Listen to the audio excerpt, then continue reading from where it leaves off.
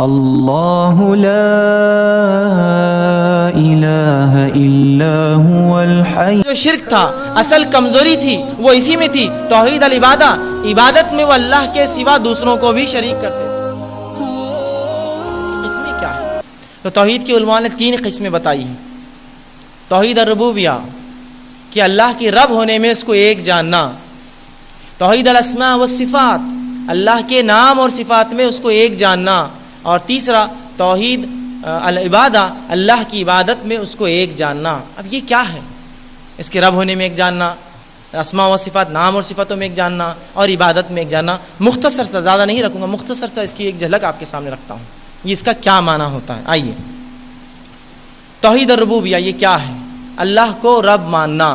مطلب اللہ نے ہم کو پیدا کیا، وہی ہم کو ماریں گا. تمام تر مرحلے پیدائش سے موت تک جو کچھ آتے تمام کا وہ مالک وہ ہے. اچھائی اور برائی کا دینے والا وہ ہے. جب کچھ بھی نہیں تھا اللہ کی ذات تھی، جب کچھ بھی نہیں رہیں گا اللہ باقی رہیں گا. یہ سب اس کے رب ہونے میں شامل ہے. رب کہتے عربی زبان میں اس ذات کو ہے جو شروعات سے خاتمے تک پہنچائے، اس کو رب کہتے ہیں. تو اللہ کا رب ہونا، جیسے کہ اللہ رب العزت نے قرآن میں سورہ زمر آیت نمبر 62 نے فرمایا اللہ خلق کل شیء، کہ اللہ نے تمام چیزوں کو پیدا کیا. اسی طرح اللہ رب العزت اپنے رب ہونے کے تعلق سے فرماتا ہے سورہ صافات کی آیت نمبر 96 میں اللہ فرماتا ہے واللہ خلقکم وما تعملون، اللہ نے تمہیں پیدا کیا اور جو کچھ تم کرتے ہو یہ بھی اللہ نے پیدا کیا، اسے بھی اللہ نے بنایا. اسی طرح اللہ رب العزت نے قرآن نے فرمایا سورہ تغابن کی آیت نمبر جو ہے 11 کے اندر اللہ فرماتا ہے وما اصاب من مصیبت الا باذن اللہ، کہ کوئی مصیبت تم تک نہیں آتی مگر اللہ کے حکم سے. تو یہ اللہ کا رب ہونا ہے، پیدا کرنے والا، تمام اعمال کا اور تمام مصیبتوں کو دینے والا، اور آخر مارنے والا، اور پھر جلانے والا، اور پھر جنت اور جہنم دینے والا. یہ ہے رب. اور ایسا رب اللہ کو مشرکین مکہ بھی مانتے تھے. مشرکین مکہ بھی مانتے تھے، یاد رکھیے. وہ بھی اللہ کو رب مانتے تھے اور جو ہے اس کی اطاعت کرتے تھے. دوسری جو ہے توحید کی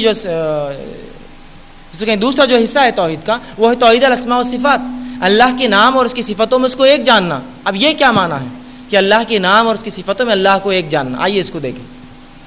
سب سے پہلی چیز تو یہ کہ اللہ کے نام اور صفات ہے. جیسے اللہ کے کتنے نام ہیں؟ 99 نام ہیں اللہ کے، یا بہرحال اس سے زیادہ بھی علماء گنتے ہیں. تو اللہ کے 99 سے زیادہ نام اور صفات ہیں، ان پر ایمان لائے. اب آپ کہیں گے اللہ کے نام اور صفات پر ایمان یہ کیا ہوتا ہے؟ بہت سی بار یہ معلوم نہیں ہوتا ہے. تو یاد رکھیے اللہ رب العزت نے قرآن میں اپنے ناموں کے تعلق سے فرمایا سورہ اعراف اس کی آیت نمبر جو 180 میں اللہ فرماتا ہے وَلِلَّهِ الْأَسْمَاءُ الْحُسْنَى فَادْعُوهُ بِهَا، اللہ کے لیے بہترین نام اور صفات ہیں، ان نام و صفات سے اس کو پکارو. فَادْعُوهُ بِهَا، ان نام و صفات سے اس کو پکارو. تو اللہ کے نام اور صفات کیوں ہیں؟ تاکہ وہ نام اور صفات سے ہم اللہ کو پکاریں، اس سے دعائیں کریں، التجائیں کریں، ہے نا. جس طرح سے اگر کسی کو مدد چاہیے تو اللہ کی ایک صفت لے، اگر وہ وسعت چاہتا ہے اللہ کی صفت یا واسع سے پکارے. اور جو اللہ رب العزت سے رحم چاہتا ہے یا رحمان اور رحیم کی صفت سے پکارے. اللہ رب العزت سے مغفرت چاہتا ہے یا غفور کی صفت سے، توبہ کرنا چاہتا ہے یا تواب کی صفت سے، زندگی چاہتا ہے الحی کی صفت سے پکارے، اور اپنے آپ کو یا رزق کشادگی چاہتا ہے یا رزاق کی صفت سے پکارے اس کو. یہی اس لیے فدعوہ بہا، پکارو اس کے نام اور صفات سے اس کو. یہ اسی کے لیے دیے گئے. تو اللہ کے نام اور صفات ہیں، ان نام و صفات سے اس کو پکارنا چاہیے ہمیں. ٹھیک ہے. اسی طرح جو ہے اللہ کے نام و صفات کے تعلق سے چند باتیں جان لیں کہ اللہ کو ہم نئے نام نہ دیں، اللہ کو انہی ناموں سے پکارے جن ناموں سے اللہ نے خود کو کتاب میں اور رسول اللہ صلی اللہ علیہ وسلم نے پکارا ہو. اپنے من مانے ناموں سے اللہ کو نہ پکارے، یاد رکھیں. تو اللہ کو انہی ناموں سے پکارے جو اللہ کی کتاب یا اس کے رسول نے بتائے، اور اپنے من مانے نام نہ دے. دوسرا اللہ کی صفات جو ہے وہ مخلوق کو نہ دے، اور مخلوق کی صفات اللہ کو نہ دے. اب آپ کہیں گے اللہ کی نام و صفات مخلوق کو نہ دے، تو بہت سے لوگوں کے نام تو ہم میں جو ہے ہوتے ہیں اللہ کے ناموں پر، تو اگر مخلوق کو نام دیے جاتے ہیں اس کے آگے عبد اگر آدمی ہے تو، مرد ہے تو، اور امت اگر عورت ہے تو. عبداللہ امت اللہ، عبد الرحمن امت الرحمن، اس طرح سے کریں. تو اللہ کے نام و صفات ہے اور اس کو نئے نام و صفات نہ دے، اس کے نام و صفات مخلوق کو نہ دے، مخلوق کے نام و صفات اللہ کو نہ دے. آپ کہیں گے مخلوق کے نام و صفات اللہ کو نہ دے، یہ کیا ہوا؟ جیسا کچھ لوگوں نے کہا اللہ سوتا ہے. کہ اللہ سوتا ہے؟ نہیں، اللہ تو اونگ بھی نہیں لیتا ہے، تو سونا تو دور کی بات ہے. سونے سے پہلے آدمی اونگتا ہے، تو اللہ نے کہا وہ اونگتا بھی نہیں. بہرحال تو یہ اللہ کی نام و صفات کے تعلق سے. اور تیسرا اور سب سے اہم حصہ جو توحید کا ہے وہ توحید العبادہ ہے. یہ جو دو حصے پہلے میں نے آپ کے سامنے مرحلے بتائے، ان دونوں کو مشرکین مکہ بھی مانتے تھے، یاد رکھیے۔ وہ کیسے؟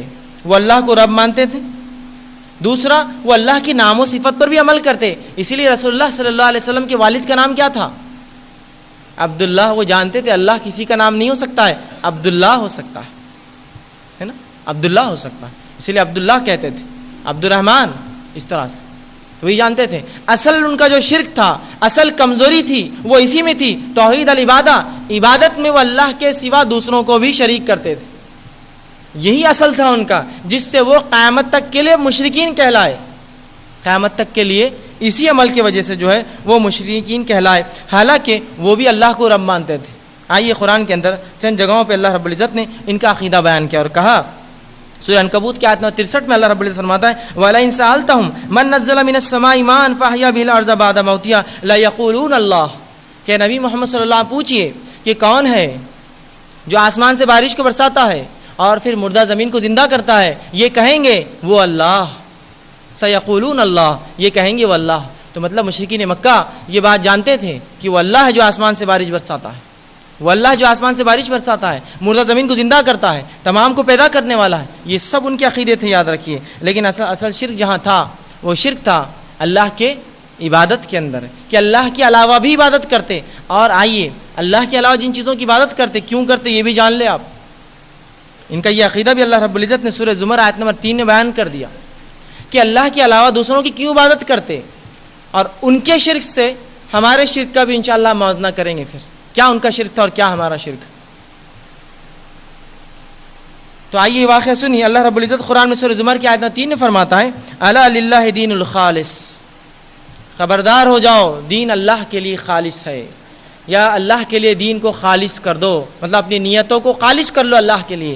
آگے اللہ رب العزت فرمایا والذین اتخذوا من دونہ اولیاء ما نعبدہم، اور جنہوں نے اللہ کے علاوہ دوسروں کا اپنا ولی، مددگار، حاجت روا، مشکل کشا، دستگیر بنا لیا ہے، من دون اللہ اولیاء، جنہوں نے اللہ کے سوا یہ تمام چیزیں دوسروں کو دی ہیں۔ اللہ رب العزت فرماتا ہے ما نعبدہم، جب ان سے پوچھا جاتا ہے کہ اللہ کو چھوڑ کر دوسروں کو کیوں یہ سب چیزوں کے لیے پکارتے ہو، تو وہ کہتے ہیں ما نعبدہم، ہم ان کی عبادت نہیں کرتے الا لیقربونا الی اللہ زلفا، ہم جو جھکتے ہیں اور جو ان کے سامنے منتیں اور مرادیں کرتے ہیں، یہ نظر و نیاز رکھتے ہیں، یہ صرف اس لیے کرتے ہیں ما نعبدہم الا لیقربونا الی اللہ زلفا، یہ اللہ سے ہمیں صرف نزدیک کر دے۔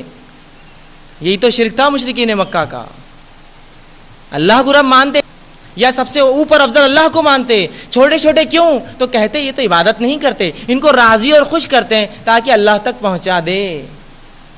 یہاں تو صرف بیچ میں رکھنے کی وجہ سے یہ قیامت تک کے لیے مشرک کہلائے، اور مسلمان تو یہ عقیدہ رکھتا ہے اللہ کو چھوڑ کے دوسرے بھی دیتے ہیں، یہ تو اپنے شرک میں ان سے بھی گیا گزرا ہے، اور پھر توحید پرست اپنے آپ کو، پھر مسلمان اپنے آپ کو، اور پھر اپنے آپ کو جنت کا مستحق سمجھتا ہے۔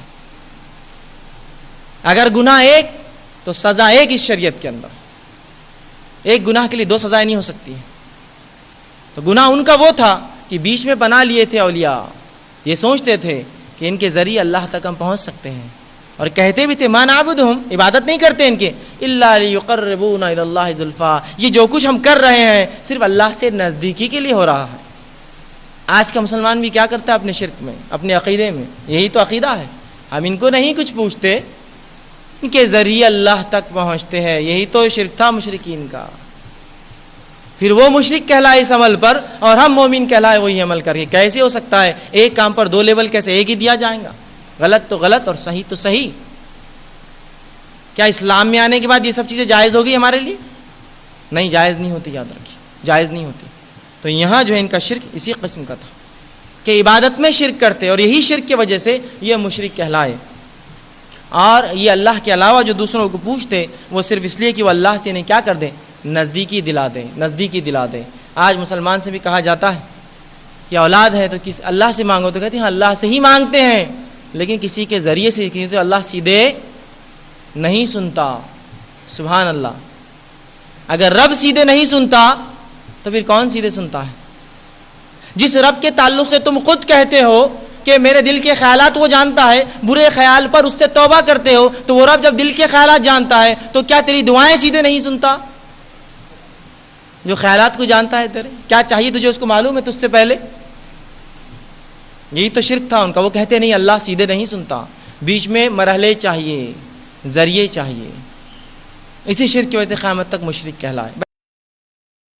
بما شاء وسع كرسي